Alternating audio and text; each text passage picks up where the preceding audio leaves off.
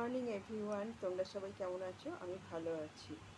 তবে কালকে সেভাবে আমি তোমাদের কাছে অ্যাক্টিভ হতে পারিনি, ও পোস্টও সেভাবে আমি দিতে পারিনি, কারণ তোমরা তো জানোই মেয়ের পরীক্ষা চলছে। তবে আমার 22 তারিখ অবধি আমার এরকম একটা হবে, একটু পোস্ট কম দেওয়া হবে, বা আমি সবসময় অ্যাক্টিভ থাকতে পারবো না। অ্যাক্টিভ থাকলেও আমি সেইভাবে কাজ করতে মানে ফেসবুকে আমি সেইভাবে করতে পারবো না, পোস্ট দিতে পারবো না।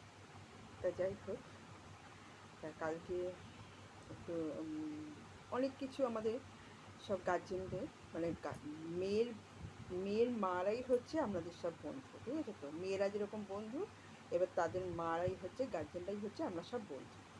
তা আজকের থেকে তো আমাদের জার্নি শুরু না। আমাদের প্রায় তোমার কিছু কিছু আছে একদম নার্সারি থেকে বন্ধু রয়েছে, যখন নার্সারি থেকে আমার মেয়েরা পড়া স্টার্ট করছে তখন থেকে।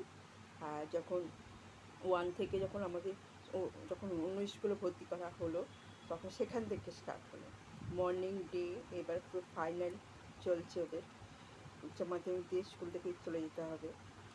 তা কালকে আমরা এইটা নিয়ে আলোচনা করছিলাম যে আর কটা দিন আমাদের একসঙ্গে সব দেখা হবে, তারপরে যে যার কেউ কলেজে সব আলাদা আলাদা কলেজে ভর্তি হয়ে যাবে, তখন আর মানে দেখা হবে না।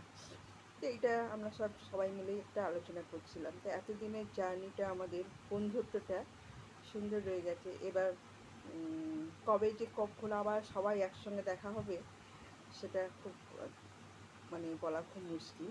তাই এটা একটু ভাবছি, তো সবারই একটা মনটা খারাপ হয়ে যাচ্ছে, এত বছরের একটা সম্পর্ক, বন্ধু, সেটা মানে আর সেরকমভাবে আর দেখাও হবে না, আর গল্পও হবে না, আড্ডা মারাও হবে না।